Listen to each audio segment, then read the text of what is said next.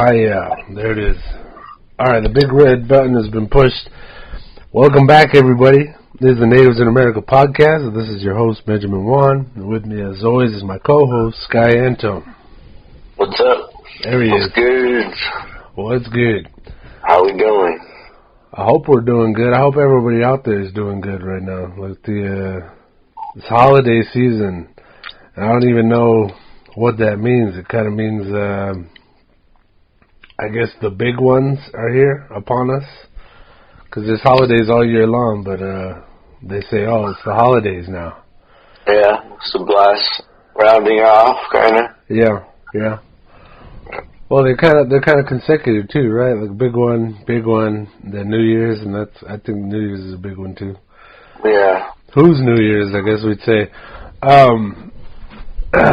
So just to be specific, Thanksgiving just ended, right? Yeah, last weekend. Yeah, we already put up an episode about SpongeBob.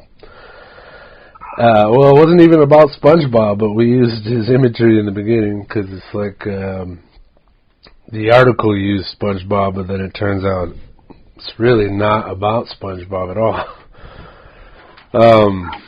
I kept thinking about it.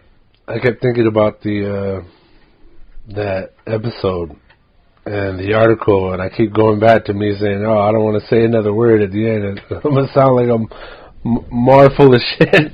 Because it's just like, damn, like I was going back and forth in my mind and my belief. Like, I was actually figuring out as we went what my belief is.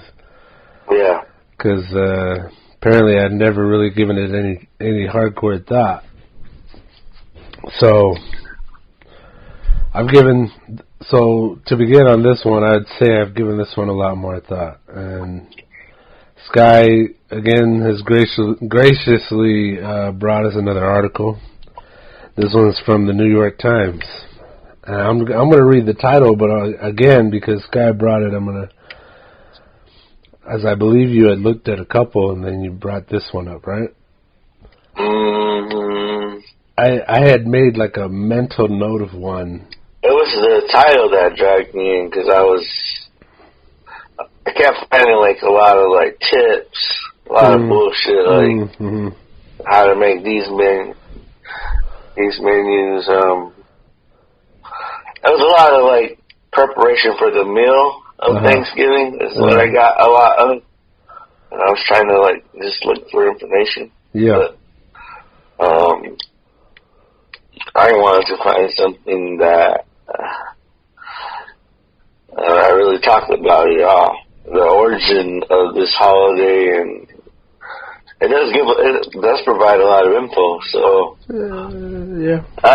Well, it gives you a lot of info that really makes me wonder about the stuff they just sort of kind of brushed over in school all those years ago, almost like. Yeah. Like, not bringing it up because it puts a bad light on the country, or not bringing it up because it's so brutal and horrific that, or all of those things. I don't know. So yeah, that's a good place to start. So just in case people are wondering, we haven't said it. The title, so this is a New York Times article, and it's called, so when you're looking it up, I looked it up, I put in New York NY Times, and then I put everything you learned about Thanksgiving is wrong. And I'm pretty sure this is the first one that popped up on Google when I looked it up. Like, I know Sky had sent me the link, and I'm gonna have to do a little extra stuff with YouTube in order to start adding links, but I think it's really important, and I'd like to start including them.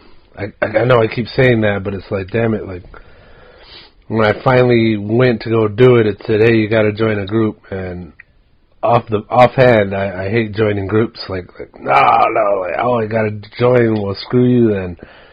But this is important, and I think it'll add value to the podcast, so I'm going to have to join this. I don't know what the hell it is. It's a YouTube group. I think it said like fellows Fellows of YouTube or something like that, and I got to join it. I think it's so that people can rag on us, and they say it's for, I think, learning how to use them, and it might even be so that they can validate the links. So maybe we're not, sending people to get their phones bugged or something. Like we're using legitimate links.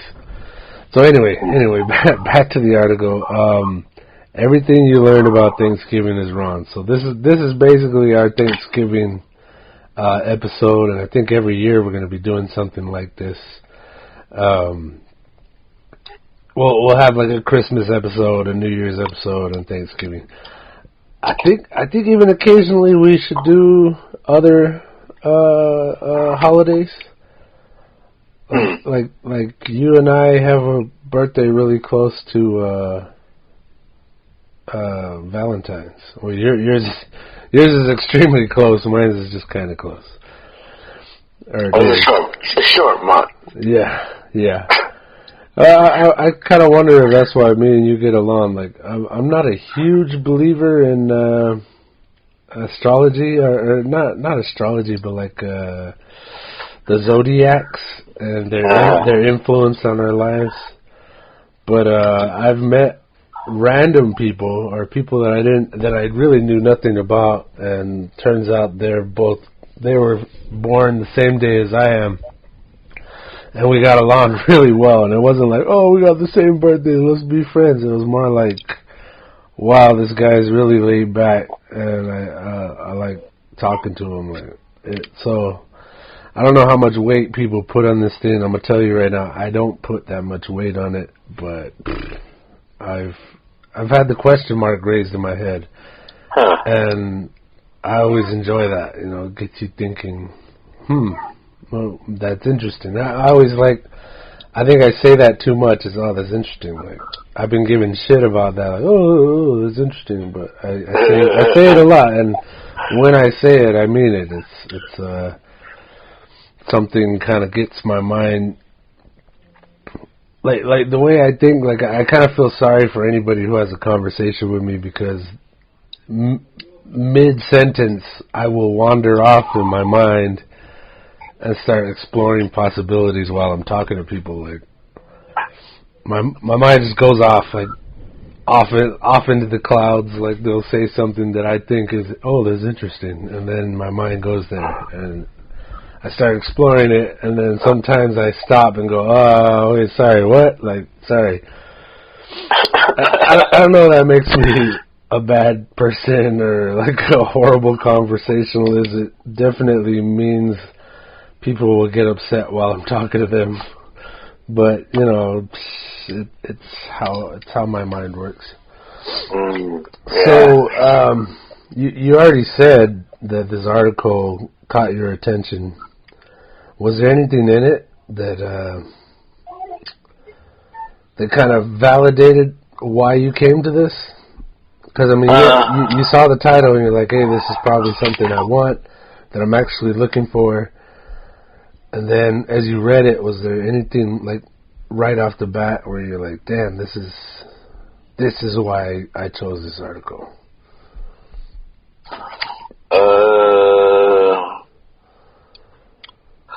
I think it was, just kind of getting those.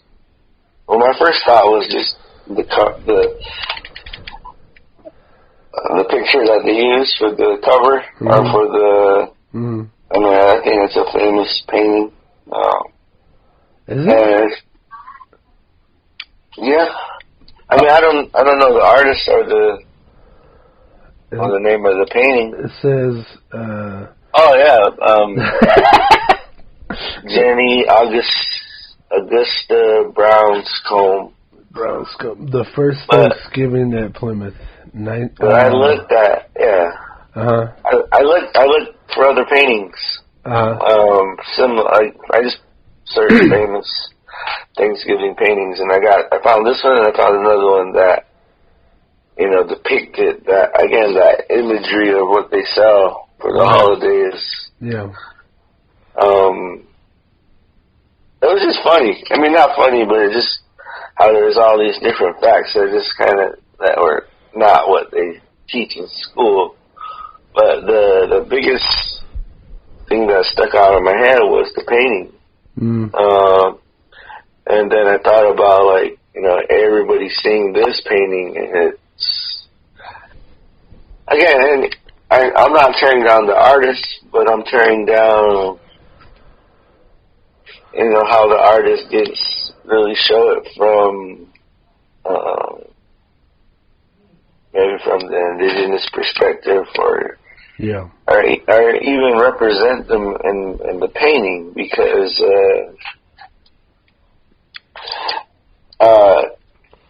in the article they really said that there's, you know, it was somebody's burning breakfast at Sky's house.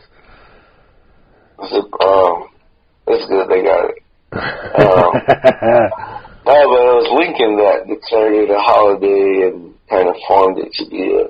Alright, so, yeah. That was the thing, the holidays. Yeah. Like, the holidays, it just, like, even now, like, the holidays, like, there's a holiday for everything. Yeah. And nothing against, you know, why the holidays are formed, but it just seems like, in general, when there's issues or problems, yeah, they give you a holiday, and that somehow justifies. Yeah, that makes it all okay. Yeah. And this holiday, it was sort of not ever true. It was just kind of, all these pieces of information just kind of meshed. Yeah. Like, that sounds really nice. Like, and all things, like, getting ready for Thanksgiving this year, maybe everybody's being real about how they feel, but it was like, you know, not everybody celebrates Thanksgiving, and I felt that, and I always knew that, but it was almost like I still buy in. Yeah. At the end, I still feel like I buy in, so I'm like, am I a hypocrite? Because I'm like, yeah. Because I'm like, I'm cooperating with what's the guidelines of the holiday. The man. Yeah, I saw a lot of traffic on Facebook and Instagram of people like, fuck Thanksgiving, this is a bullshit holiday, and fuck Columbus, and, you know, just all this hatred getting thrown around left and right, and I'm sitting here, you know, looking forward to this dinner with my family. With your turkey leg? Yeah, so I was like, okay, guys, like, yeah, I mean, should I feel offended? Should I be angry right now, as angry as these people are? You know, I don't know, man. I'll talk about the photo right now, the painting here, real quick. The first thing I noticed, you know, considering all the stuff you hear in school, you know, word of mouth, whatever, out of a textbook, they're like, oh, the first Thanksgiving, you know, between natives and the pilgrims, quote unquote, the pilgrims. And in my mind, it was like, you know, like a tribe of natives are meeting with a tribe of pilgrims, and it's like they're half on this side of the table, half on the other side. I saw it as like equal, and then you look at this painting, and granted, let's just say this up front. What the hell? Damn, man, we're just getting blown up. You look at this painting. You look at the painting here, and what I see is dudes with feathers at the very, very, very end of the table, and I can only imagine it's like a chief. Couple of the more tribal leaders, maybe, and that's kind of what the article says. Like the thing about this image and probably any other image that's out there, it's not from anybody who was actually there. You know, that's a huge part of what we're going to be talking about here is, you know, people making accounts of stuff they weren't even there for. You know, or you know, what we're basing this holiday off of. Well, that's why I was talking about the influence of art. Like, someone said, "Hey, I'm gonna draw this epic Thanksgiving picture," and now everyone sees it, but yet it's not the full picture. Yeah. Yeah. Well, again, like I was saying, like there's. In my mind, I was like, all right, everybody's welcome at this table. We're coming together to celebrate the harvest that, you know, the natives had helped the pilgrims do. Like, they helped them get, you know, survive. I guess, you know, the story is they weren't doing too well in this new land, but there was a group there was a tribe there that helped them survive and taught them how to work the land there. And in the end, when they all finally got to harvest what they had, you know, when they got to reap what they sowed, they was like, hey, well, let's all sit together at the table here and have this big feast. And then I'm looking at this painting, which might be a little more accurate to what the article is stating here, is that maybe the natives weren't even actually invited. There was no... In the writings and word of mouth, there was no talk about an invitation, is what the article says.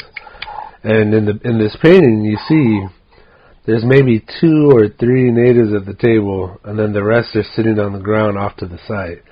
Not even in center or, you know, sharing the centerpiece of the image. They're off to the side and in the back. So it's like they're all sitting on the ground watching these people eat it. Just kind of...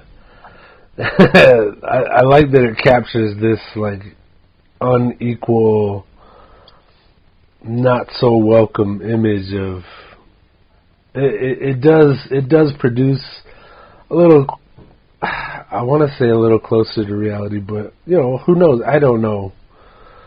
But it's like there's 2 or 3 natives at the table, and then the rest are off to the side and in the back, and they're watching. I don't see them eating at all.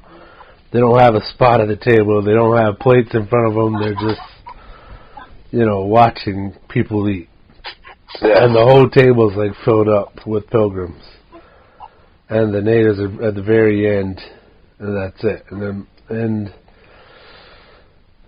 that goes against the stuff we were taught. You know, the image that was produced in my head is of everybody's welcome at this big table. Half natives, half pilgrims. They're all together.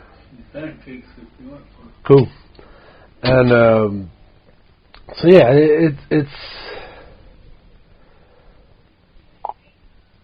it's built off of a lie. This holiday, or this holiday was shaped. It's yeah. I want to say not far from the truth, but when you kind of bend it and twist it to fit, like, again, it's like there's a narrative of the tribes, the indigenous people that were here prior to any kind of like assimilation or colonization, and then there's this American narrative where these people from other countries came to this land and they had the struggles, you know, and then they survived, and the narrative of the natives coming together and teaching them how to work the land, like that fits that narrative of a country that is, you know, progressing. But it doesn't. It's not an accurate narrative. Yeah. But one thing that stuck out to my head and was they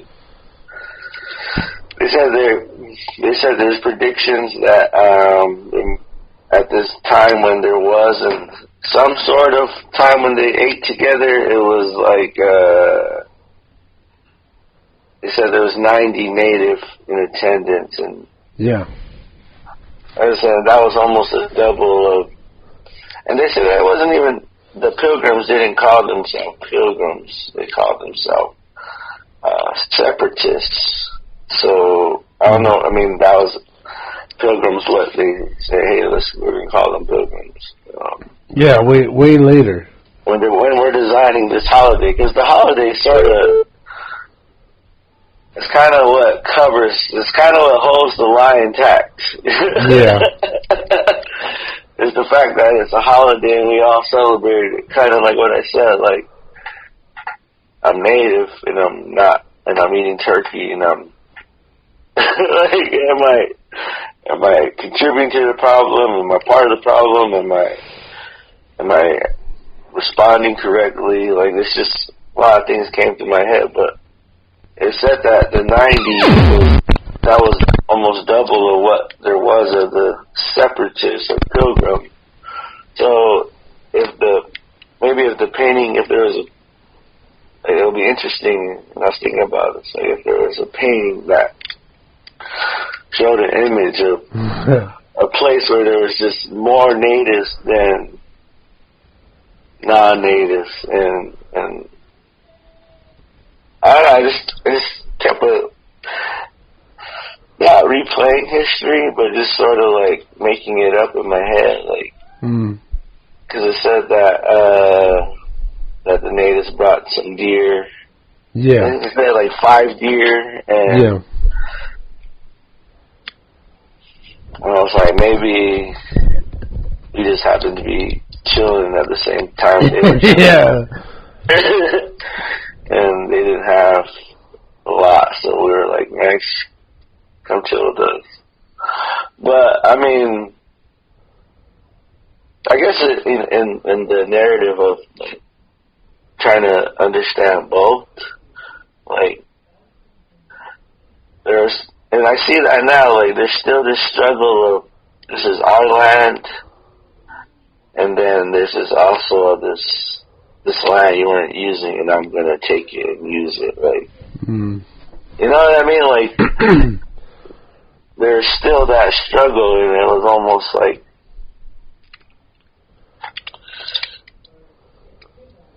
I don't know, like, maybe the holiday kind of, like, softens the blow of what really happened, you know? You know, we're not, I mean, we're still fighting for, you know, rights and how we get treated, but, like, it doesn't change the fact that sometimes we still get treated like shit. Yeah.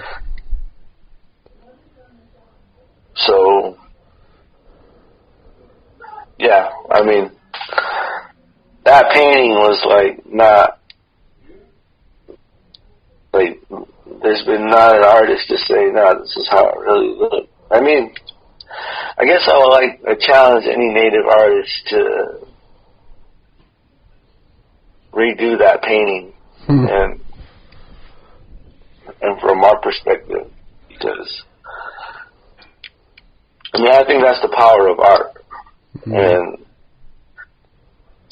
you know, maybe we need a new painting to justify what really went down.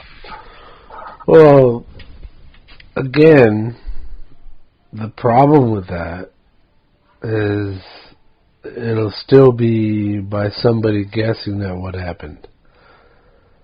You know, like they weren't there. Nobody alive today were there then, and yeah, I think any attempt at this point to change the imagery would just fall short of the point. Like, I want to quote the article here. And they're talking about how things are all mixed up and it's complicated, the story of Thanksgiving.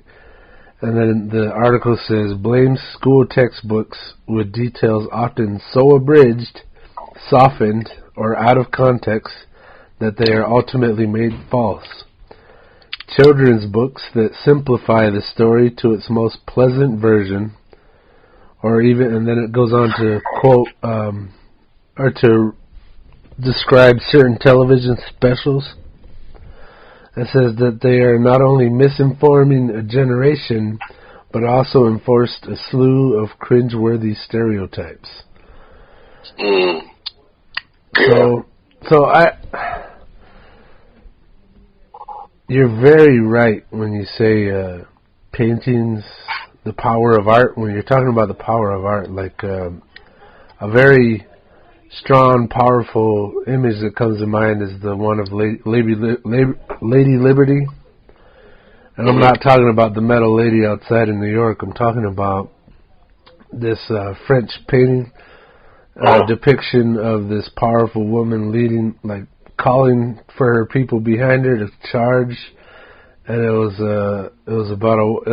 like the French Revolution, and and so what they used that painting for was they created this imagery, then spread it around to give pride, raise pride in people in their country, but also to bring more people to the cause.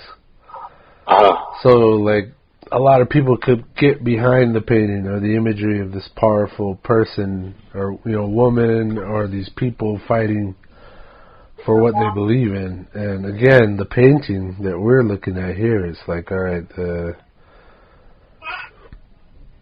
it's kind of this peaceful. There's a guy like a priest standing up and praying, and I think everybody's lowering their heads, and it's kind of a hazy, peaceful looking painting. Kind of like they're creating this image of this wonderful day. Yeah. And like I said, the article also goes on. It's talking about the fact that there's no recollection of an invitation to the natives anyway. That's the narrative that we're all taught is, hey, let's come together and eat together. But when it's talking about when the article starts talking about it, it's like, they're in the original writings of the Pilgrims and the word of mouth taught by the tribe. And I want to say them out loud, and I'm probably going to screw it up, but where is it? The Wampanoag tribe. And then I think they were saying Squanto or Tisquantum. His tribe was the Patuxet. I guess there was a smaller branched off tribe of the main tribe. Yeah, like a band. Yeah, a band. There you go. That's the word. So, why did I even bring that up? So yeah. Yeah, I get it. I get it. It's just,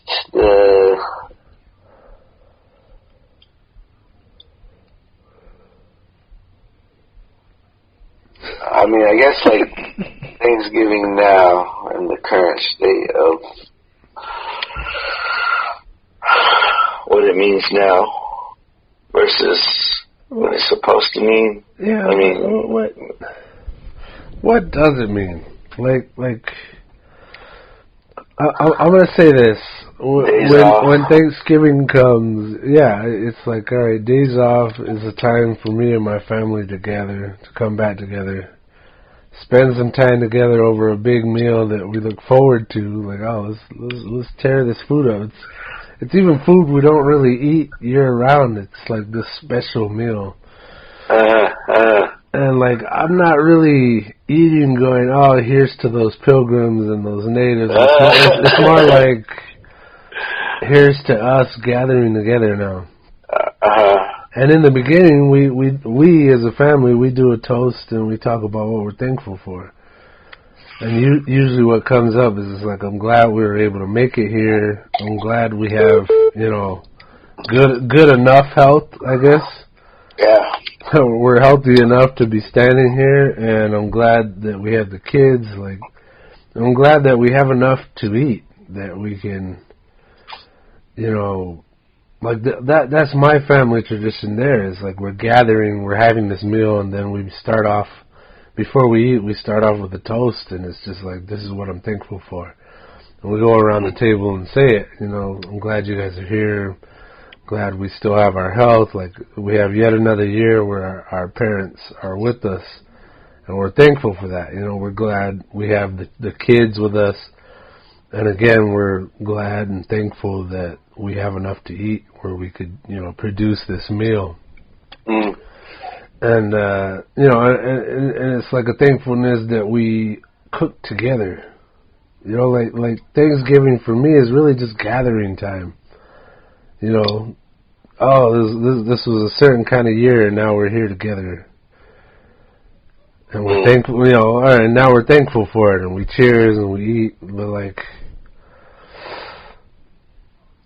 that's about as far as my Thanksgiving goes. It's not, I don't go, you know, cheers to the pilgrims and cheers to the tribe. It's just like, I don't think about that. And when like I said, all this hate that was getting slang out in on Facebook, and like there's a lot of hatred. Like, people are upset. They're like, I don't celebrate this holiday.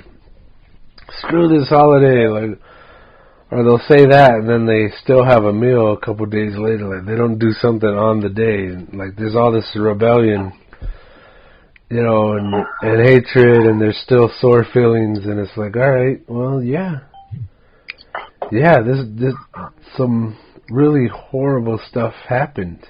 Mm. You know, there like one part that was brought up was a massacre of the Pequot people. You know, and there was, you know, it was the end of a war, and it was like, oh, let's have a meal to celebrate, like, the end of a war. And it's like, all right, and like you brought up Abraham Lincoln, and it was like, all right, well, that was the end of these civil wars that were going on in, I think it was Virginia and Pennsylvania, and it was like, do I think of any of that while I'm sitting down to eat? Like, I'm celebrating this holiday for what it is, and I see it as a family gathering more than oh man, let's think about those that died in the war. You know, I'm like, I don't think of that. Huh. It's just like, well, it kind of reminds me of 4th of July. 4th of July? Yeah. Like, okay. It's just grilling some hot dogs and watching some fireworks. Yeah. But there's a history to why there's a holiday, but man, it's just like what you're saying now. We got distracted by the turkey. Yeah. But that's what my thinking was with these holidays. So, I mean, like, even like what you're saying, like with Christmas around the corner, kind of rounding off the year, sort of. I mean, I'm thankful that we get no pun. I'm thankful that I can have the day off from not working. Yeah. No, there's been like I think Labor Day was the last holiday, and it's just been nonstop. So I'm appreciative of the days I'm off. Like, past 2 days have been great. Yeah, sure. But I don't know. It's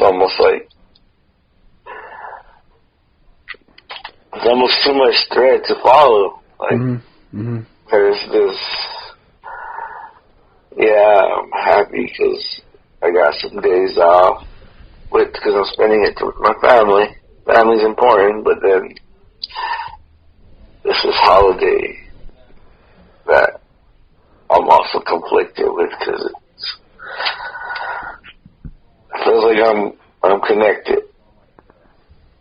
And my problem with Thanksgiving, okay, before I kind of changed my mind, was it was a holiday that portrayed this positive, healthy relationship, which wasn't the exact truth, and it's far from. Kind of washes down this brutal narrative of all this mistreatment. I mean, we're not even going to get into the dark shit that they did, but it was like, I mean, that's a part of it. I mean, I mean, I felt that anger before, where I'm like, oh, fuck Thanksgiving. I'm not celebrating it. You know, I've had that. Yeah. But then just lately, it's just like that kind of went away. But is it because I'm just feeding the propaganda, or did I just overcome that dilemma in my head and I'm other places now? I'm not concerned about that, but I should be, right?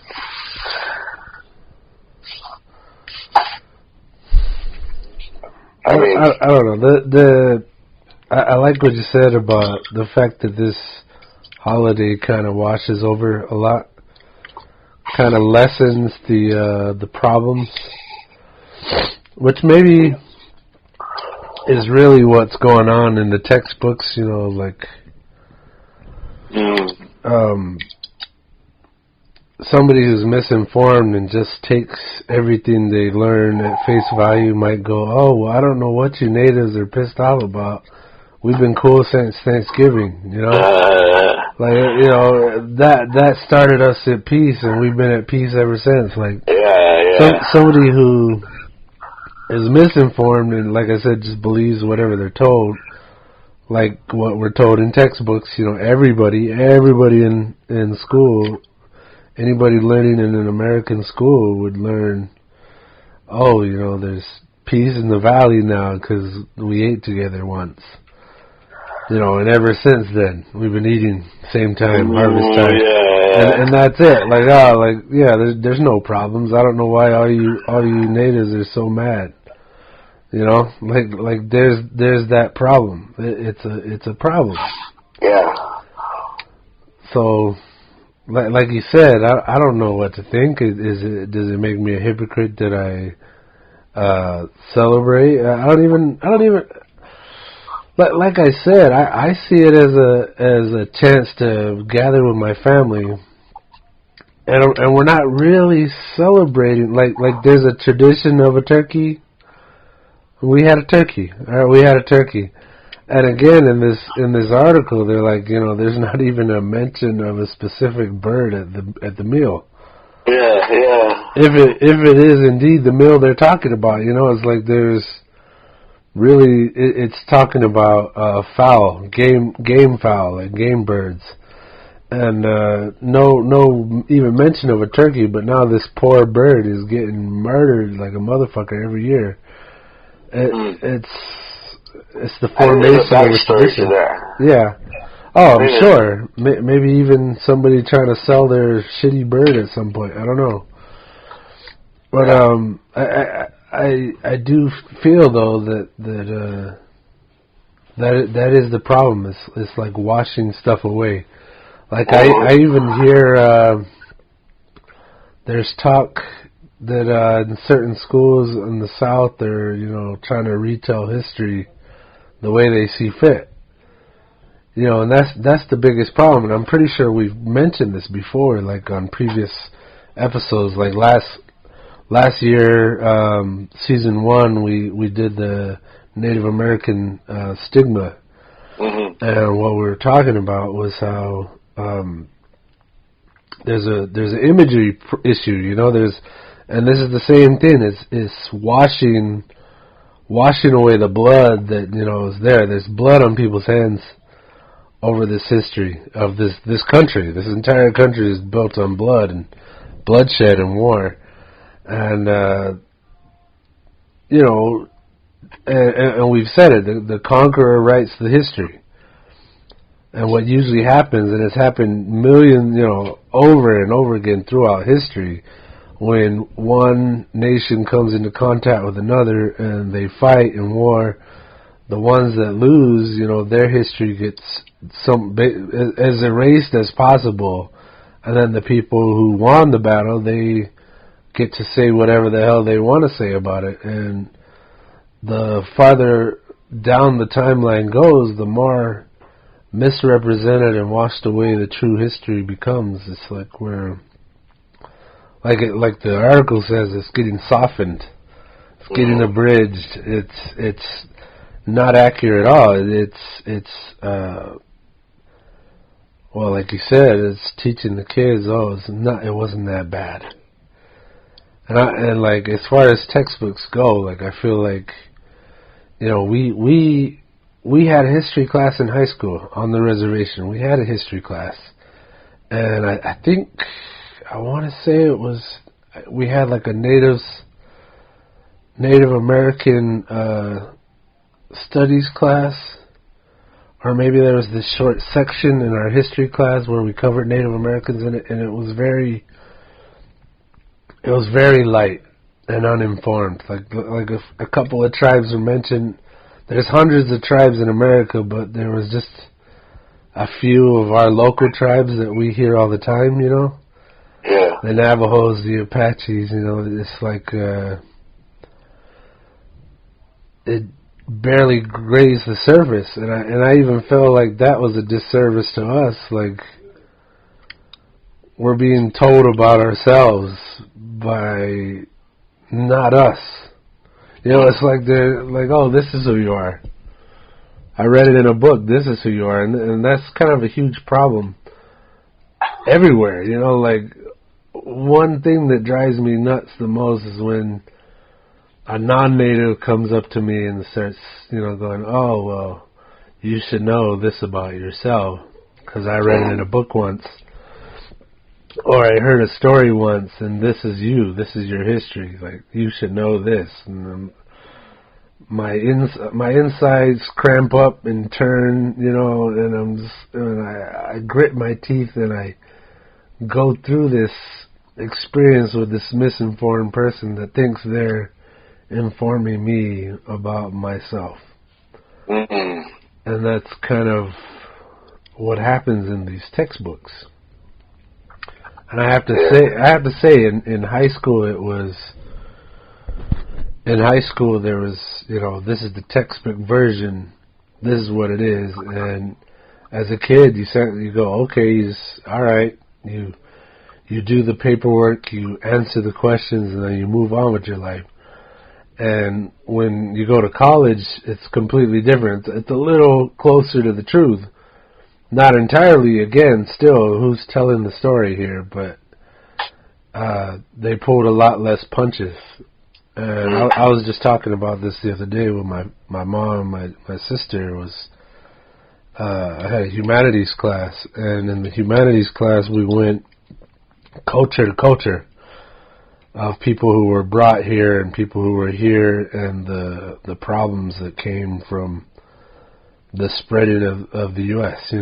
As the people came across and conquered and slaughtered, and there's bloodshed left and right. And when it came time to discuss what was going on with the natives, man, I cried. It was so devastating. Like it was so much more to the truth that I can say now I really appreciated that, but at the same time it was really hard to watch. There was images and stories of what was really happening. Yeah. And then there was another it was an American Indian Studies class, and it was like one of the, I want to say it was a 101 class, and I really got it because it fit my schedule.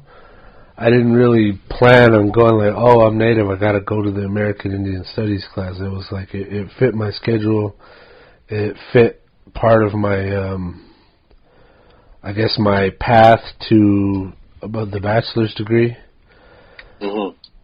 And I got it to fit that. I didn't get it like, oh, I got to learn more about natives, or I'm native, I got to study this. It was anything like that. It was like it fit the path and my schedule. And when I went into it, there was some devastating shit going on. And I remember just one specific assignment. They had us reading chapters in this book, and there was like, I think it was an Asian guy that was like a historian. And I only say Asian because we're really discussing who's writing these books, who's writing the textbooks. And he was telling the stories, and what the project, what the assignment was, you read these chapters, and it covered all these like stories of specific happenings with tribes and the United States government, and it was kind of tracing the path that was going across the states as it hit different tribes. And the assignment was asking specific questions. What happened at this? What treaty was made in Georgia? What tribe was here? And I was trying to answer them. I was like, all right, I read the book. And after a while, my blood was boiling. Like, it was like there was treaty after treaty signed between the United States government and all these different tribes. And they all made promises. They all said, all right, this is where we'll stop. We'll go no further. And then what happened every single time was there's like, oh, well, you got a nice piece of land there. We want it. So you can either leave or die. And that just kept happening. All right. Hey, we want what you have, leave or die. And it just kept happening. It didn't matter which tribe, what treaty was signed, what promises were made. It just kept happening all the way across, and people were dying. Women and children. It was usually women and children, and then later warriors. It was like, or like the warriors would leave because they were worried about their women and children. It was like there's murder and bloodshed and just all this threatening going on, and like whenever it, like the government would say, you guys better keep your end of the tribe, but then they would never keep their end, and it just kept going. And every time this assignment was asking me to talk about a different subject, it was all bleeding together. I was just like, this doesn't matter what the treaty was called. It doesn't matter which tribe it was. The story that's being told here to me is that these people were just being murdered left and right, at will, at random. If you got nice land, it's now ours, and you can either fight, you can stay and fight and die, or leave. So it was like, and it was usually half the tribe would die and half the tribe would leave. And, I'm grateful we're still here, but it was like, I stopped answering the questions, and I just got completely pissed off, and I wrote that in my thing. I was like, I don't care to write any more about this. I don't care to name names and write answers to your treaties. It doesn't matter. It was all slaughter. It was all death. It was all lies. It was all broken promises. And no matter what we did, it was fucked up. And that doesn't really reach mainstream. I had to go to college to see it and hear it and be exposed to these stories. And if you didn't take that class, which, it was a very, very small class compared to, I did a lot of general courses in the beginning, and they were huge. We had like a stadium classroom where there was 200 to 300 students in the class, and then I go to this American Indian Studies class, and there was maybe 15 of us. So it was like those 15 people were exposed to part of the truth. And then you think about how many people were on the University of Arizona campus, and there was 15 people being informed almost justly compared to, you know, the rest of the population that was on that campus that just never heard a single thing about it. Wow. And that's kind of the way it goes. You know? Like this, yeah. So it's like you said, there was a washing of history. There was the people telling the story were able to wash their hands of their role in the slaughter of human beings. The slaughter of this special, unique tribe, you know? A unique people with their own unique history and tradition. And a lot of them were just wiped off the map. In the name of progress, you know? And what really sucks is that it's still happening. It's still going on, no matter how modern and progressive we think we are as a people, humans. It's still going on. You know, the U.S. goes to other countries and you know, fights the bad men, and then still at home, it's still going on. Genocide and slaughter and poisoning of the water. Yeah. I mean, I think that was another misconception that was kind of, let us say, debunked in this article, but yet how they portray it in this narrative of the pilgrims, like leaving their country because they didn't have freedom, religious freedom. Yeah. But in the article, it said a lot of them were trying to get rich, like. Yeah. And I just kind of then me thinking, like, man, that was always the intention, like.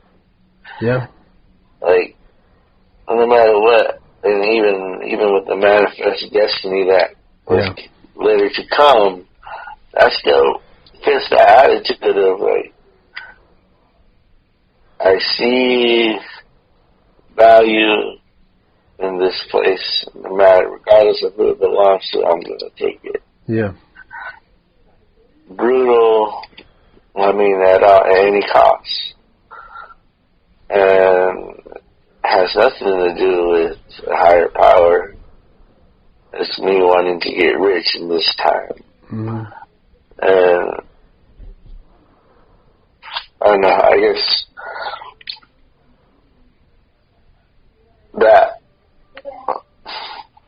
that way of thinking seems to still exist, and it almost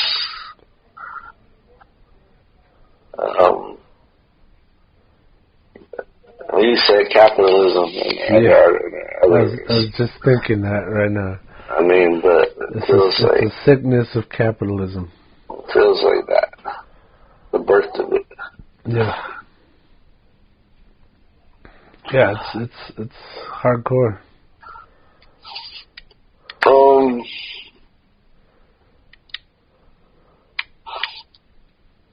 So what now?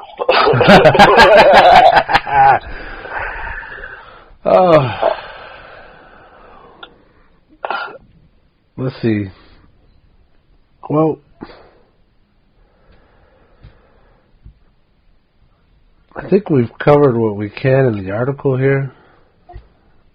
I think I went kind of heavy here.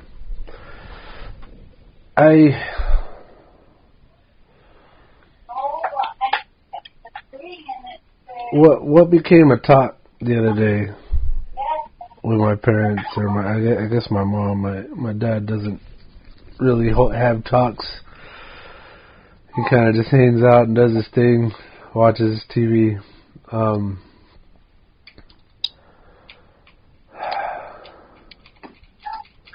I don't even want to talk about that. The fact is, man,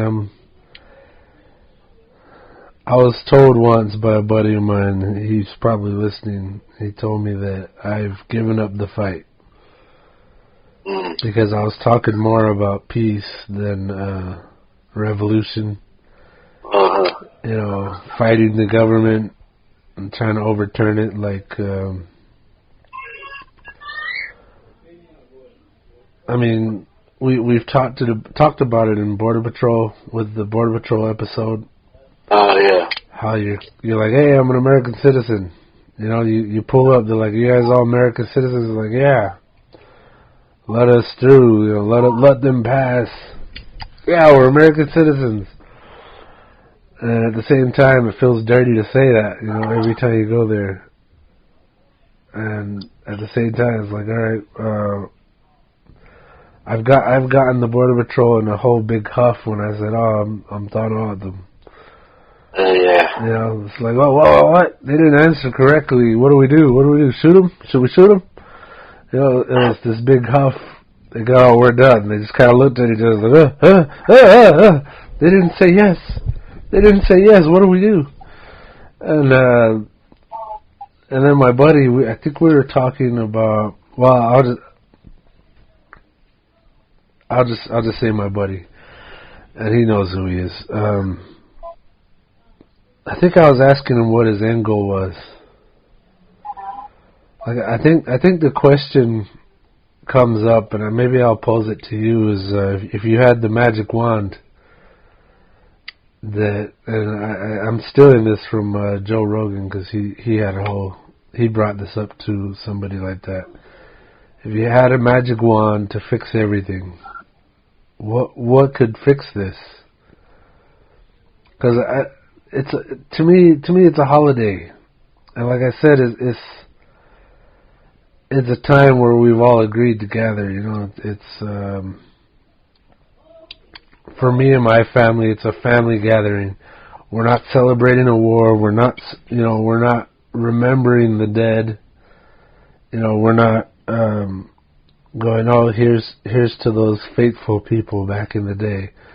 It's just us gathering together on it, and like you said, you know, you get a day off. That's because it's all been agreed on by the country. It's like, all right, we're all going to take this day off and go home. And for me, that's all it is. It's going home and having a meal. So, like, would you even change anything about this holiday? Is getting rid of the holiday going to fix anything? Like, the question I was posing to my buddy was like, cause he's very into protests. Like he goes kind of pipeline to pipeline, fighting. This is kind of how he puts it. They're water protectors, and they're fighting the pipeline and the government. You know, trying to protect their religious land. I support that. Mm-hmm. By celebrating Thanksgiving, I'm not even celebrating it. I'm saying, like, I take Thanksgiving as my go home and chill with my family day. So it's like, because I go home and eat with my family, I'm not supporting the fight for clean water for these tribes or the protection of their religious land, but I also, when he starts getting worked up and saying, oh, you know, the government, let's fight them, and like just overturn them, you know, whatever he's saying, I asked him, you know, what's your end goal here? Like, I told him, you know, even if by some miraculous account the government was overturned or something, what then? Because if the United States were suddenly not here, some other large country in power with an army would come here and take it. It's like, even if we banded together, we have no armies. And that was kind of the point of these reservations, was to gather us and control us. And now, you know, we're still here. It's still going on. Like, there's still this feeling when I cross that Border Patrol line. It's like asking permission to travel on the land that my people grew up on. You know, it's like, and I think when he's talking about fighting government or whatever, I'm saying, like, you're not going to get rid of the people here. at this point, almost everybody who's here was born here. So they have that same kind of feeling and connection to the land. It's like, oh, this is where I was born. This is where my family's from. They're like, this is the land. And so I asked him, like, what's your end game here? What's the goal here? Because you're not going to get rid of anybody. You can't get rid of anybody here. Like, what's your end goal? I'd rather we all fight for the same land because we want the land. We want to be here. And he basically told me, oh, well, you stopped fighting. And that stuck in my craw, and I can never forget that. And I always go back to it. I'm wondering, like, all right, what exactly does he mean? Because I see it as I've stopped being native or something. Like, it's like I've completely given up the fight for the land. You know, that was the feeling I got when he told me that. It's like, oh, well, you've stopped fighting.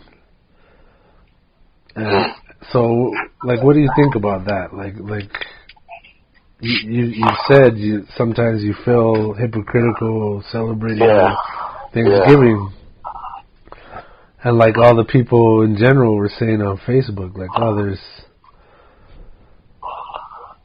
fuck this holiday. It's not true. Think about all the bloodshed and all that. Like, this is a holiday bathed in blood. Like, how do you feel about all that? Well, it's complicated because it's like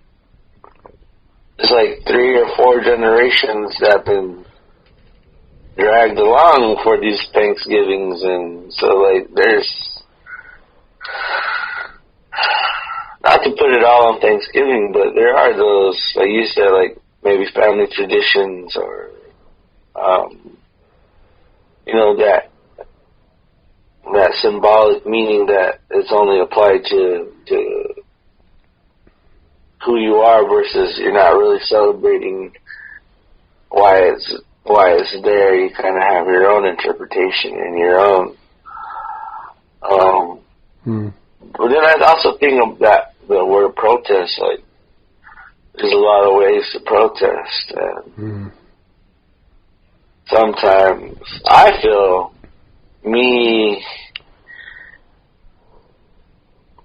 like I'm not as effective in that form of protesting. I do it other ways, and I think that's kind of where maybe I feel like I'm not working hard enough, or like that. Like, yeah, maybe I have given up on the fight. You know, like there's this like.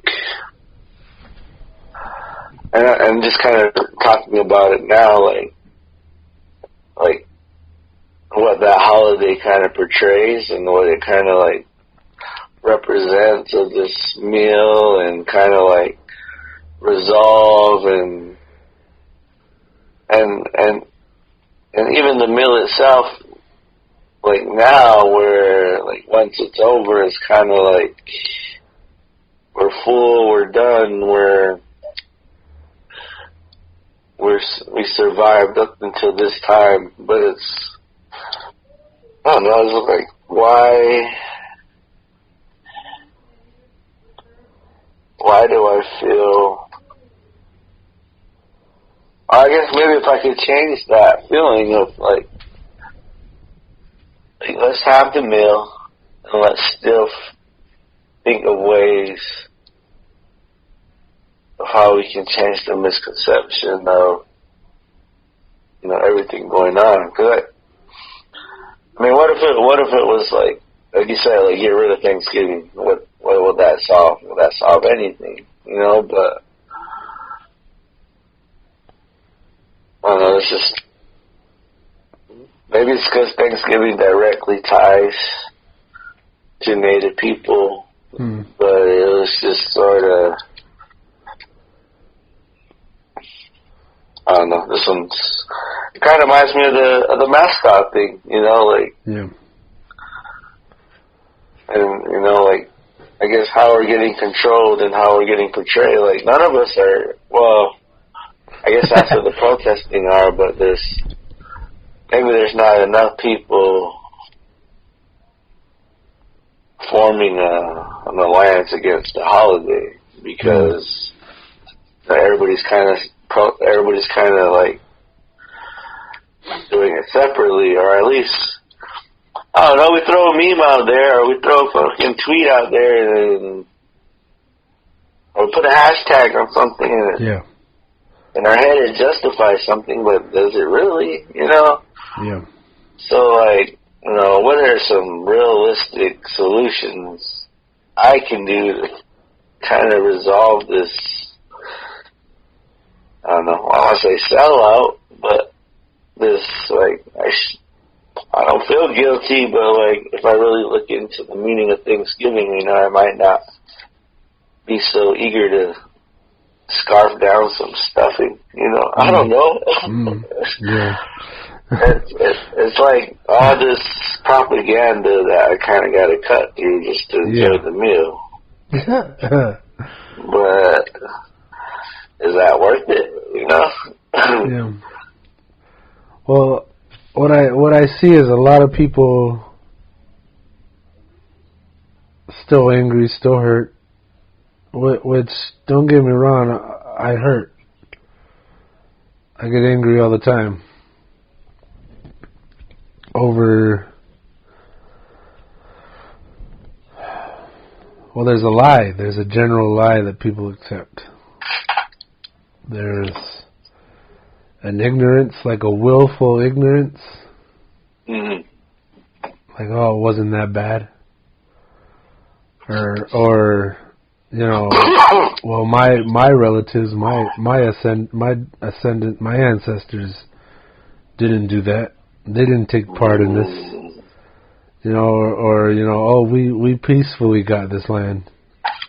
You know, there's this willful ignorance that goes on, and that pisses me off. You know, like that. Yeah, I still get angry. I still hurt. Like I think the hurt is what we've talked about most. Is the Winona LaDuke would call it the intergenerational trauma. It's this pain that we all still carry because it's still very real and it's still in our face. You know, the lines in the sand have been drawn. People, you know, tell you like what's going on with the pipeline. The government is saying eminent domain. It's like, all right, well, we can just do this. We can just come through and do this go right through your ancestral graveyard. You know, they'll just cut right through. They did it here on the res. And they were blowing up Quito Vaquito, and they were taking the water to build the cement. You know, they were ravaging the desert, destroying landmarks.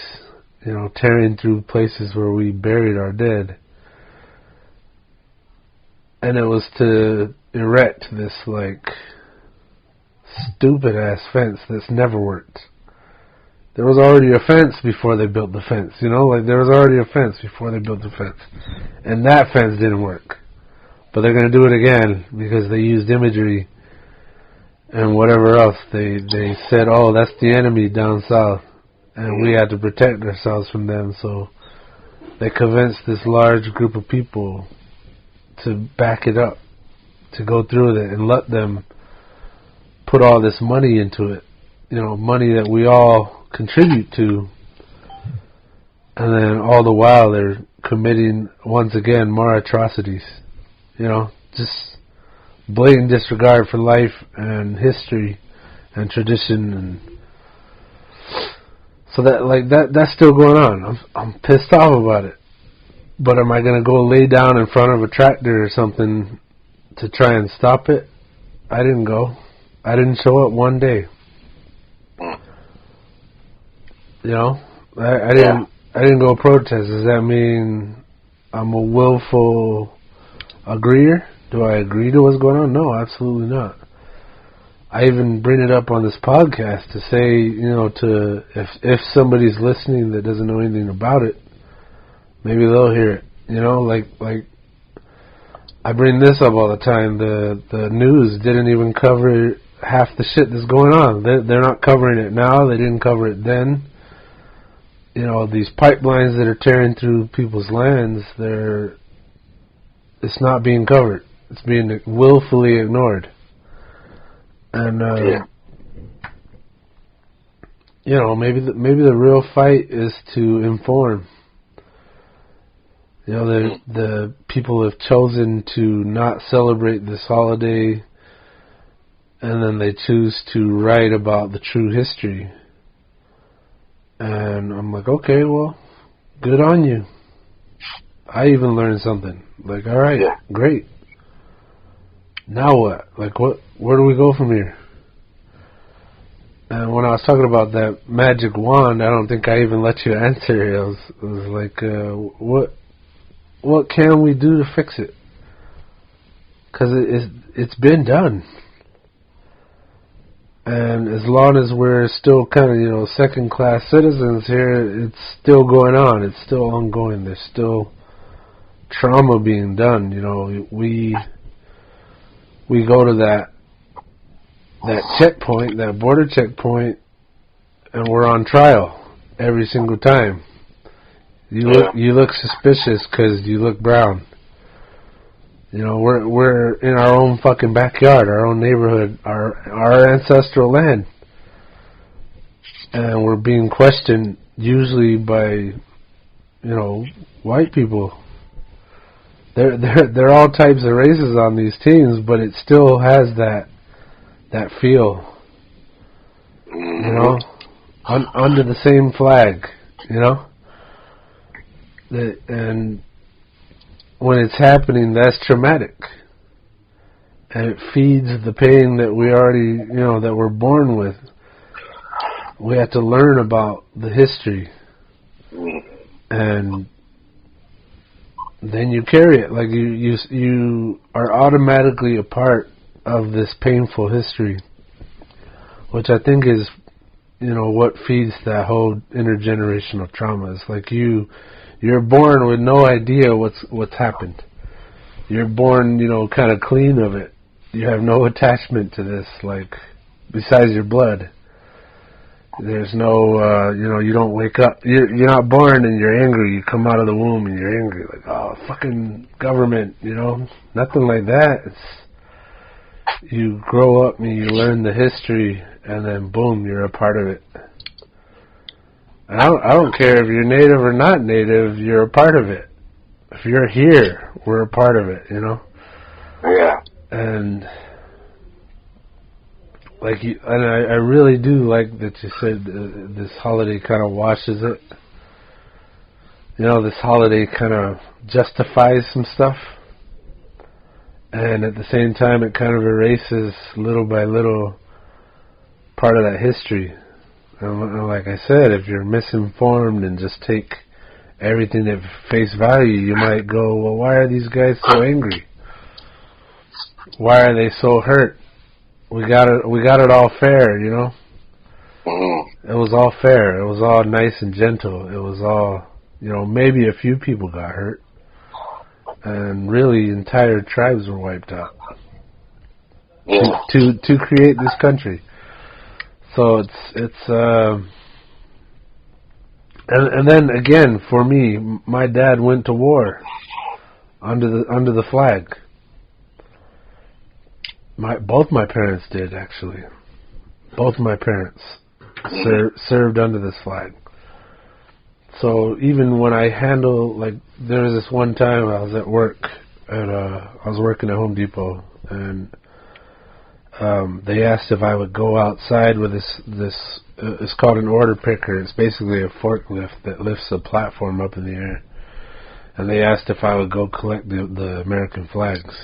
And so I went out there. I guess they were getting new ones, so they wanted to take down the dirty, busted ones. They were kind of coming apart at the seams.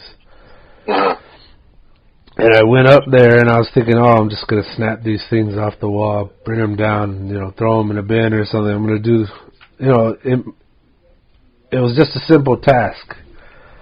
And I went up there, and when I started handling these flags, nobody said, oh, handle them a certain way. I just went up there and I started pulling them down, and I started handling them with the reverence. I was like, both my parents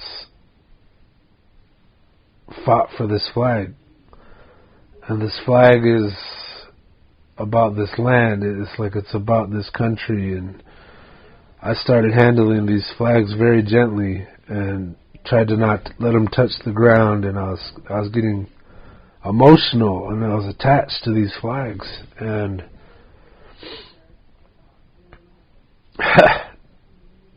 I'm getting choked up just talking about it. But it was like,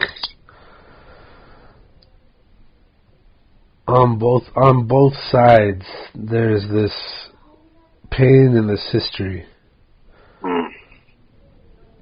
And it's really not what came to light, that people usually hear about it. It's not the bloodshed.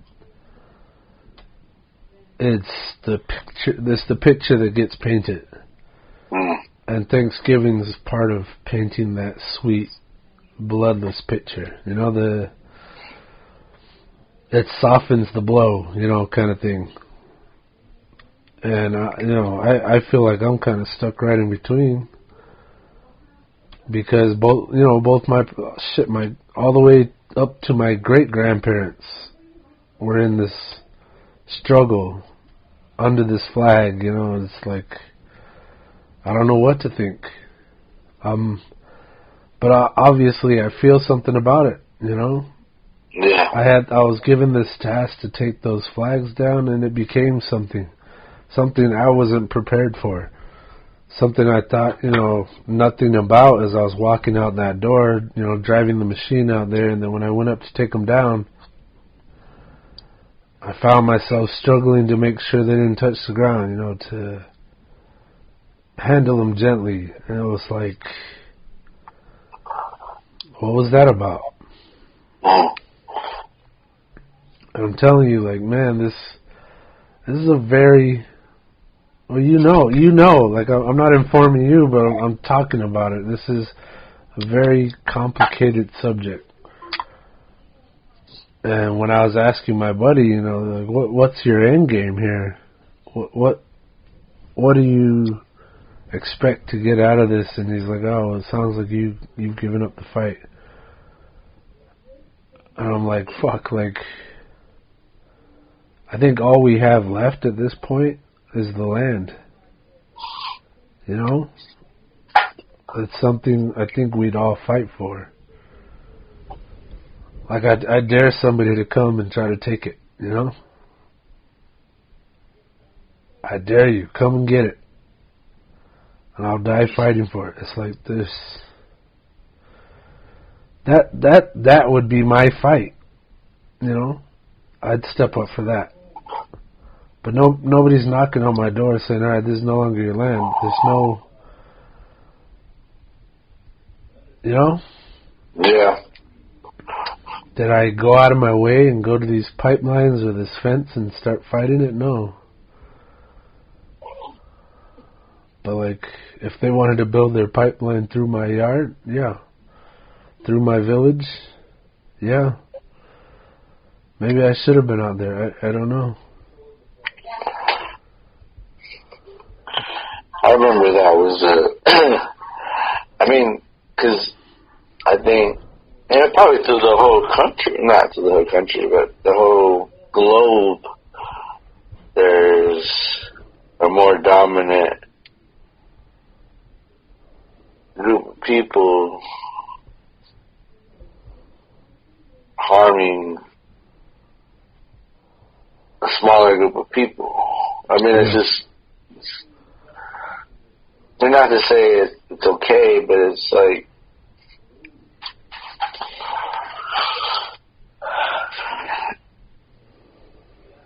it's like there's dark shit everywhere. Yeah. So, I just remember when the pipeline was going on, it was the same time as, well, even with the wall, but I don't know, man. Like the wall.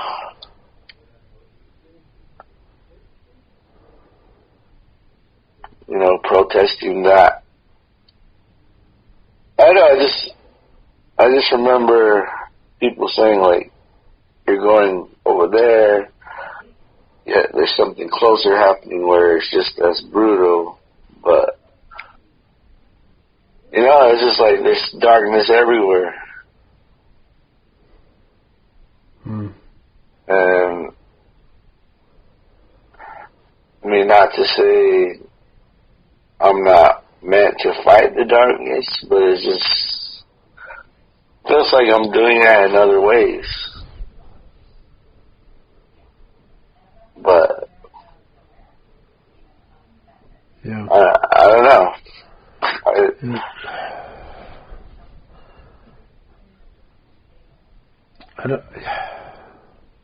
I feel so small. Like, I think we've said this many times. I feel so small in the face of this larger picture. Like, so, you know, the saying goes, you know, the only way for evil to carry on is for good people to just stand aside and let it happen. Would my presence there at that fence at the wall, would that have changed anything? And like, all right, that's my thinking, but say the entire tribe showed up, but say we didn't, because we all have that same thinking. What's my one person presence gonna do? But say our entire tribe had showed up, would that have stopped it? Or would just a whole bunch of us been shot and killed again? Like, what would have happened if our entire tribe showed up and said, "No, you're not building this wall here"? I mean, a big part of this is that wall was already there. You know, the border is already there. It cut our ancestral land in half. You know, part of it is below the border, part of it's above it. If our entire tribe had showed up, would it have stopped that wall?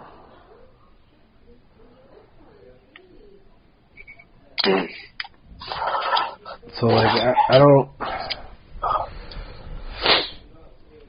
I understand. I guess I get what he was saying when he told me that. Like, oh, you stopped the fight. Yeah. But I think it's like there's I guess there was that one fight, but then it almost seems like more fights will come. So I don't really see it as you giving up on the fight, but it's almost like you're focusing on another fight. Yeah. And I think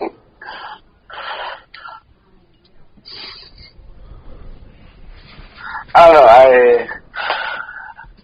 I struggle with this peaceful kind of, not karma, but just, you know, letting the higher realms let things fall into place, you know, but is that being too reliant on other entities other than myself, because I'm just, not to say I don't want to fight, but I think I don't want to fight in something totally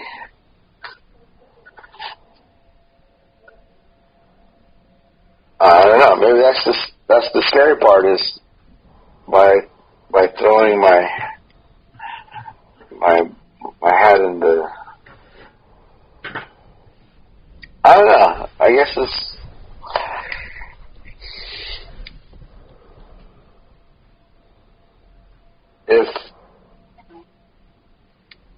if one person has given up on the fight, then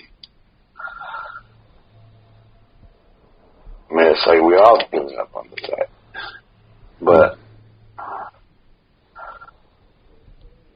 I almost think that there's all these different fights. Like, there's almost so many. Like, to just generally say,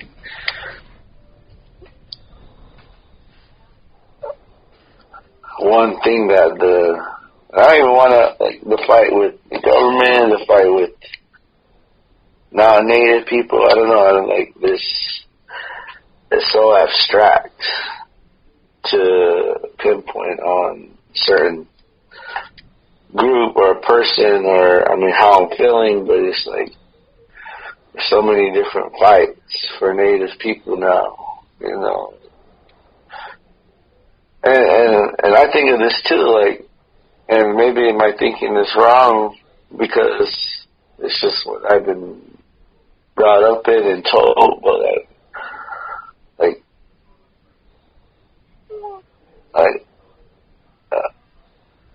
I used to think, I mean, I still think college is important, but now I'm like, yeah, college is, if you want to go, you can go. Yeah. But I was always like, for the kids I know, the youth I know, like, I would tell them, like, if you want to go to college, go. I mean, that's up to you. But I don't want to, I don't know, it's just, it feels like not a conflict, but like sort of like where I went to college, but now I don't want you to go because, I mean, I want them to go if they want to go, but it's just kind of like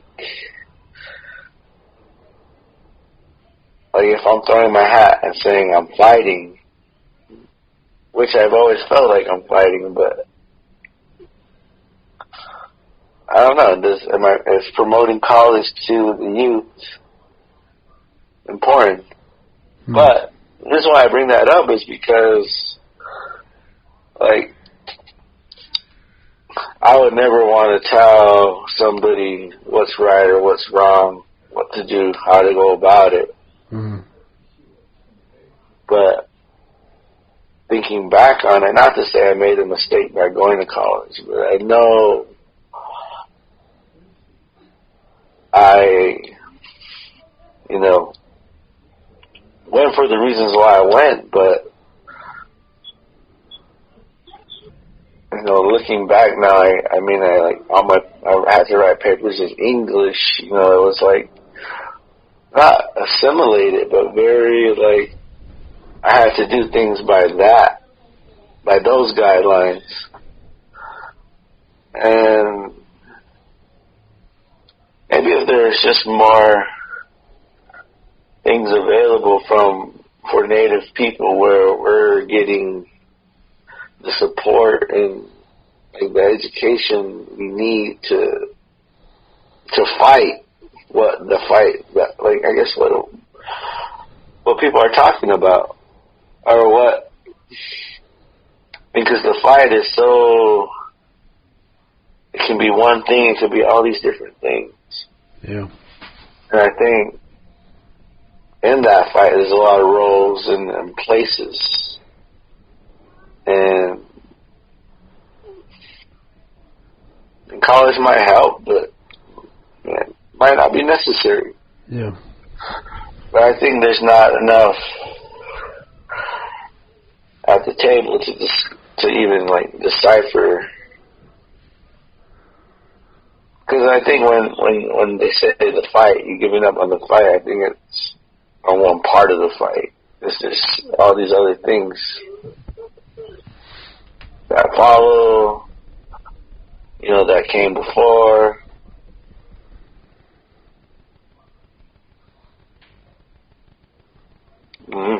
That's it's like, was the fight always going to happen?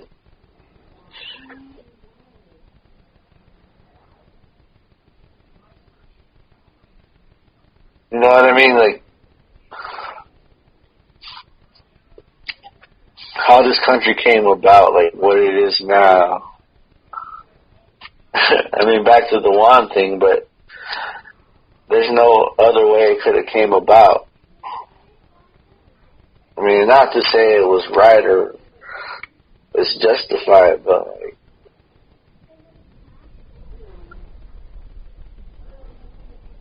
where we're at now, it's kind of based off of all the stuff that happened long time ago. So, I guess the fight has changed so much. You know what I mean? There's a conflict. Yeah.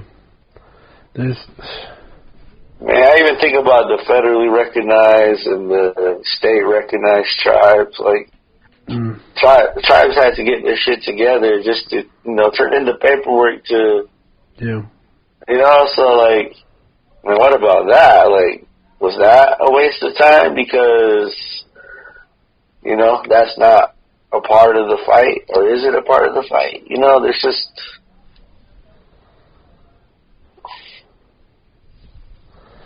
I guess maybe acknowledging that there is a fight and it's still going on, but there's not one general way to handle it. I think there's a lot of different roles and even being strategic about, what it is you yourself see, for your future, for, your legacy, or I guess who's behind you that you're passing your knowledge to. That might be the fight. Just making sure you're passing on your knowledge to someone that's going to pass that knowledge back, down the line. I mean, that might be the most important job. But yeah, I hear you, and I understand.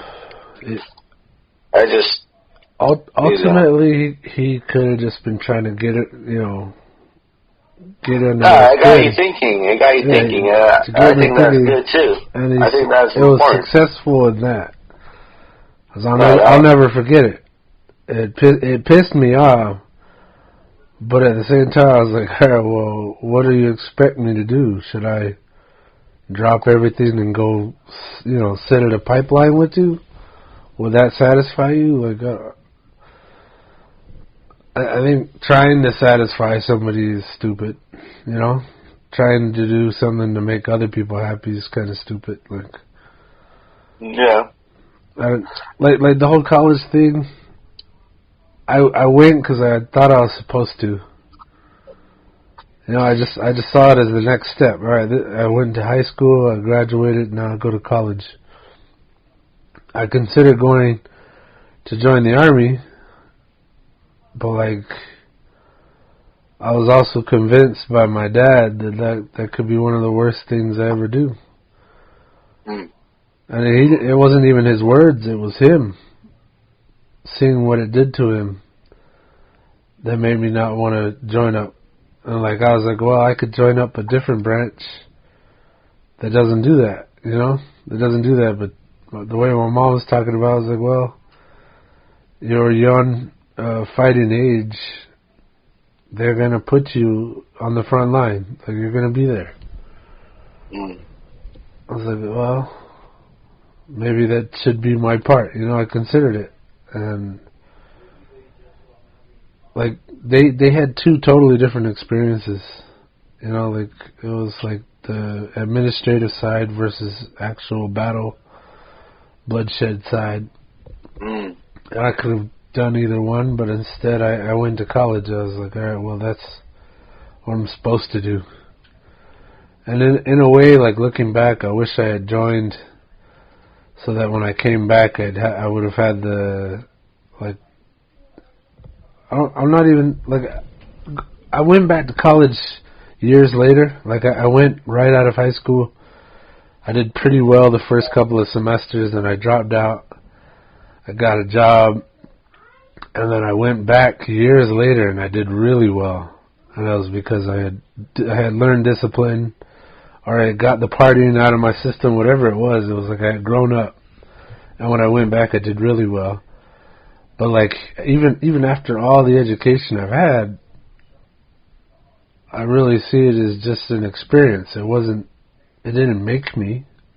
Yeah. You know, like I think that's what you're getting at. It wasn't like, it was an experience. It was something to go to, and like there was a few classes out of all the classes I took, there was a few that really stuck with me and resonated with me, and like felt like I had become someone different. I had grown as a person because of some of these classes. Not all of them, really, seriously, not all of them, but some of them.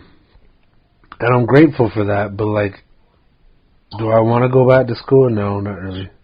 It's like, there was a time and a place for that, and that time has passed. I'm going on with my life. And I will definitely make sure that when my son grows up, you know, he has the option. Yeah. If he wants to go, I'll make sure he can go. I'll help him out. Yeah, you know, I think I brought the college thing up was because I think college is like the most wholesome thing that the American culture has. Like, that was kind of their pastime in American culture, where go to college, you know, even during that time when, like, you know, there was a lot of, like, I mean, I think they still are, you know, just like college is just for girls and just for men, you know, but like, college is kind of like the expected thing to do. Yeah. And then I think back on my college years, and a lot of the times are memorable is the breaks. And the breaks are usually because of Thanksgiving and the other holidays, but like Thanksgiving and Christmas, you know, they're I don't know, they're just, you know, the big events at the end of the year. Yeah. But I guess I'm calling not to, because I felt like that too, because that was always an issue with me, was when I finished school, like how things changed, because I didn't feel the change, but I know things changed a little. I mean, in the sense of, yeah, I could turn in this paper that says I graduated, and that might help my resume and maybe get the job over somebody that don't have that. So I don't know. Yeah, the paper. I know it did something, but in the sense of who I was, like, I was still the same person. I might have picked up some skills. I learned some things. Yeah. It's like I'm still the same kid that started out, and even though I have this fancy paper, I'm not any better. My shit still stinks, you know. So, but it's not that. It's not to say I'm a sellout because I went, but in a weird way, it's like if I show that I can follow the rules and get to that next step. That's how sometimes I see it. Maybe that's more with the high school diploma. there's a lot of times, like, people will be like, I don't need it, but it's like, it's good to have something to show that you can follow directions. Yeah. Because like you can do the basic work. Yeah. You can understand basic concepts. But I'm not saying like, oh man, you're going to form these bonds with your English teacher, or you're going to have a cool math teacher that's challenge you. Like, that's not in everybody's horizon. And I'm lucky because I got, like, even I think of Hardy, like, and that guy was like my best friend in school, but he was my teacher. And then, but like, that was something that I benefited and I really like cherish now, because that's what I enjoyed in college. It was like, getting to have those discussions, and so like my experience with education was a little different than maybe other people's, because maybe because my mom was a teacher and she's always like showing me the light, but it was, I generally like school, so, but I don't like following the rules. But it was like, the content was so good that I'll follow the rules just to learn it. I think in college you kind of got to want to be there, so it was a struggle. It took me a long time to finally finish, but it was like, once you get to the end of your studies, it's like you're really focusing on the stuff you want to learn. And so, like, finally finishing, I was like, damn, like, I barely got through this, but it was worth it. But it wouldn't be something I would tell everybody to do, because this is just what I'm into. This is the kind of person I am. But if this has nothing to do with what your personal battles are, then maybe this isn't your route. Regardless if everyone's saying what next you're supposed to do. Because I think maybe that's one thing to take away from this podcast or this episode is there's a generalization of the timeline of what you should be doing. And you can look at that in a lot of different ways, as a student, as a native, as a human being, as American, whatever. Yeah. But you don't have to follow it, and you don't have to hold the same values that other people do towards it. And I think maybe if natives and as a whole came together to like tackle this issue of like, is Thanksgiving important, or do we need to just throw it out and come up with something different, because it's done maybe more harm than good, besides the good meal. But I don't know, maybe that's where I would like to take it. It's like, just, well, let's come up with a new holiday and scrap this one, Yeah. But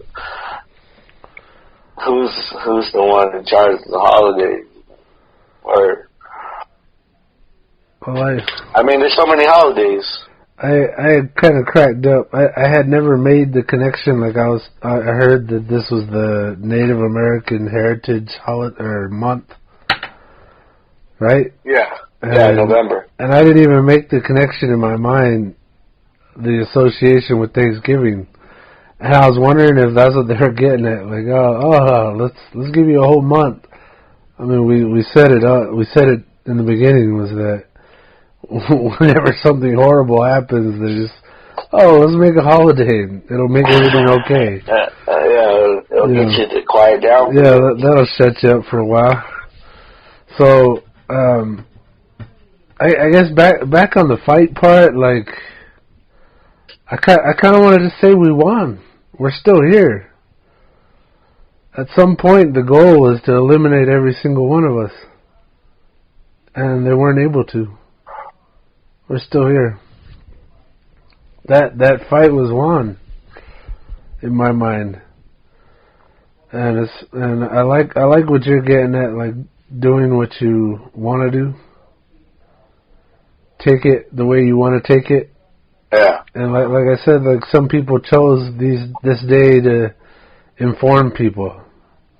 You know, that's all over their pages. Like, oh no, this is what really happened. So and so did this and that, and they're informing. And I like that you said maybe the fight's passing on your experience. Like, I definitely want my son to know everything he can about it, know what he's a part of, and the history. And I've always liked the saying that the best revenge is living a good life. You know? Mm-hmm. So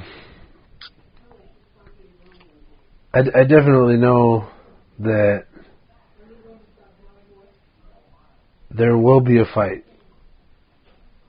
one day, and I just might be in it, you know? But I haven't been moved one way or another to show up yet, you know? And maybe somebody out there is going, oh, well, fuck you then, Benjamin. You're not taking part in it. It's like, well, fuck you too. You know, it's like, all right. There'll be a day where I, you know, pick up a rock or, you know, pick up a gun or something, you know, pick up a sign. But up to this point, I haven't been moved that much to do that. I thought the wall was a horrible idea. I still do. I think it's a big waste of money and a stunt to try and get somebody to get support, a piece of shit person. Yeah. And maybe it makes some people feel safer, you know? Oh, there's a wall there now, so we're safe. Whatever, you know, whatever. And like, I remember I believe he was our chairman at the time. He took a picture with a shotgun and said over his dead body. Vice chair. Yeah, vice chair. Okay. And over my dead body. Yeah. Yeah. And all I could think was like, he's not going to spend a single day out there with that shotgun on the fucking wall. I was like, yeah, all right, go for it, buddy. You know, there's that saying, you know, if you're the nail that sticks out, you're going to get hammered. And, you know, maybe if all of us as a tribe had showed up, it would have been stopped. But that would have required everything to shut down. You know, like, you know, a lot of the time during the war, I was working here in town, and I saw it more important to keep my job and to pay for my family than to go and fight a wall that I really knew deep down in my heart was going to get built. You know, no matter what I did, it was going to get built. Yeah, I think it's going to get torn down, too. Yeah, it might, yeah, it just might. That's what they say. But I think it will. I think it was just a giant waste of money and a fucking stunt. So yeah. there may come a time where my fight comes, and I'll have that decision to make. But I don't care, you know, what people think about me because of what I do. And I think that's part of adulthood that we've brought this up several times in this podcast, several episodes, you know, growing older. I think it was one of the episodes we bring it up, and you know, we talk about adulting, like knowing who you are and where you stand on the line, you know, is a big part of that. And although my homeboy said that to me and it got under my skin, I think that was the point, was to get under my skin. And he did it. It was successful. He got under my skin. But I still didn't. Yeah, well, maybe it was just to get me thinking. Yeah. And I did, you know, successfully. It got me thinking. Yeah. And it did get in my craw, and I'll never forget it. But again, I didn't show up at a pipeline the next day after he said it, you know. It's like there's a fight. He's out there, and there's a fight here. You know, it's like it's what he chose to do, and I'm doing what I'm choosing to do. And again, like I said, we're still here, and the fact that we're getting educated alongside everybody else is a good thing. Maybe not all of it is 100% true, but like that's kind of the good thing about college is it's no longer, oh, this is the fact. It's more like, why don't you question the facts you're being told? I think that was the whole point of college, was to get us to start thinking for ourselves beyond the textbook. And in that, it was successful. I think for myself now. Even though somebody can still get me riled up, you know? Yeah. But, shit, it's, again, I'm living a pretty good life, and it's a life that I've chosen for myself. And I'm okay with that. There may be a day or a time to pick up a weapon and defend myself or my family or my land, but it just hasn't come yet. And you know, I hope the day doesn't come. But I'm ready. I'm listening, and I'm paying attention. And I think raising more people with that kind of ideology to be ready, prepared, and know their history, you know, and know that to especially question history, you know, question what you're being told. I think that's really important. It was a good point that you had brought up, and I like that. So, I guess in conclusion, I see this holiday as a time to gather because that's the time they get off. And I will continue to gather with my family. And I treat death with irreverence.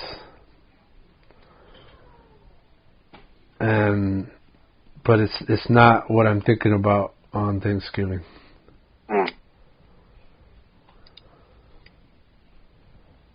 Well, do you have any last words to say on this? Like something to close this out? Because I feel like you've said it, but like you want to sum it up. What would I say? I mean,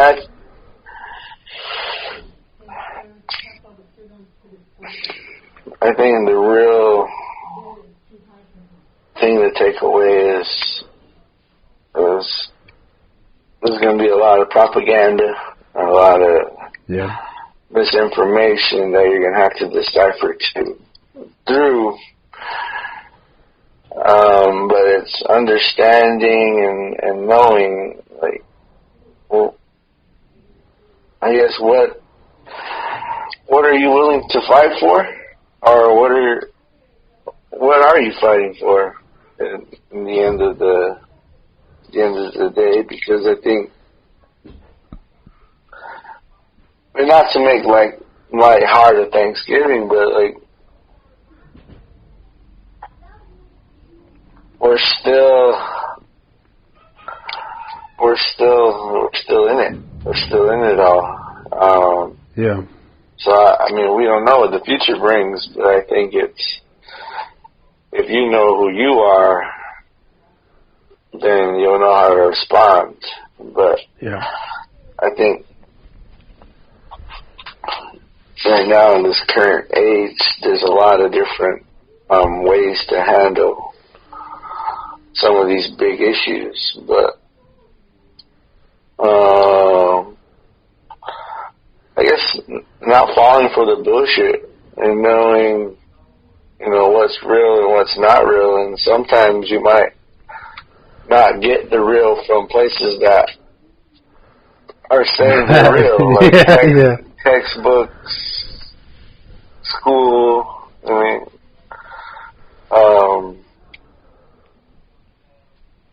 you know, even people that you're supposed to believe, you know, it might not be the perspective of the history that makes sense to you.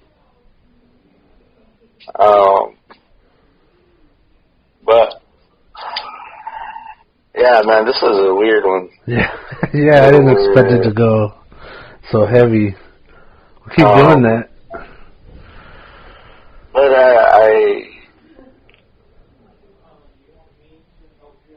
I always think about it, but it's just... Yeah. Time is so slow in that regards to, like, man, I'm, like, this is like we're getting old. Getting old. Yeah. And I need to make most of the time I have. So, just keeping it, what do you say, keeping your ear to the ground? Mm-hmm. I'm going to just sort of, things are always up in the air. Yeah. So,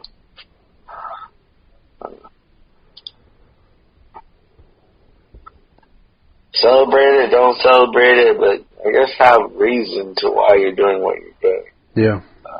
I like that. Your call. Celebrate, don't celebrate. Yeah. Everybody's kind of doing what they think is right. I don't love or hate these people for going, oh, I'm not going to celebrate it. It's just, okay. All right. Don't. You know? I think the only time I really don't like it is when somebody starts trying to force it on me. Like religion or something like that. It's like, thanks, but no thanks. My plate's full over here. All right, well, we'll invite you to church. Yeah. When I said my plate was full, I wasn't referring to Thanksgiving, but even though it was very full. Yeah. Well, I'm glad we did this, and maybe we'll go a little lighter next year. I don't know. I don't know what we'll do. We'll find out when that comes, you know. We'll cross that bridge when we come to it. Yeah, I think maybe we even do our own historical deep diving, because this was like a short article, and I'm pretty sure there's more. Yeah, there's always more. There's always more. Yeah.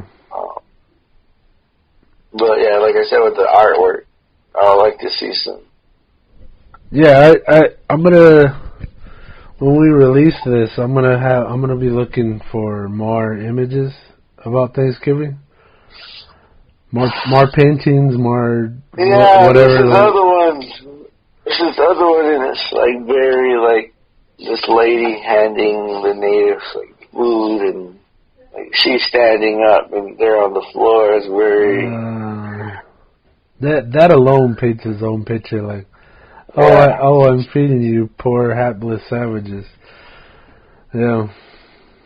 Yeah, and I'm doing it gracefully. Elegant. Elegantly, yeah. So, I mean, just the influence of art, man.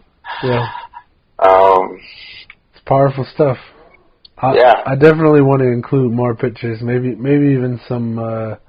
I want to put a little nastiness on it, just a little bit of nastiness on it. We'll see what I find. But what? No, I was like, Mr. Nasty Time. Nasty Time. It's Mr. Nasty Time. So anyway, I'm glad you guys are listening. If you made it this far, thank you for listening. Please subscribe. Give us a thumbs up. Tell us what you think. Comment. Hit us up. Yeah. If you comment on the actual site, or even if you comment on the individual video, both me and Sky will see it. I'll see it first because it goes to my phone, but Sky's on there too. He's watching. We're both watching. If you guys want to be a guest, if you want to comment, drop us a line and we'll see it. And anyway, thank you for listening to the Natives America podcast on the Reservation Radio Network. Peace out, guys. Peace.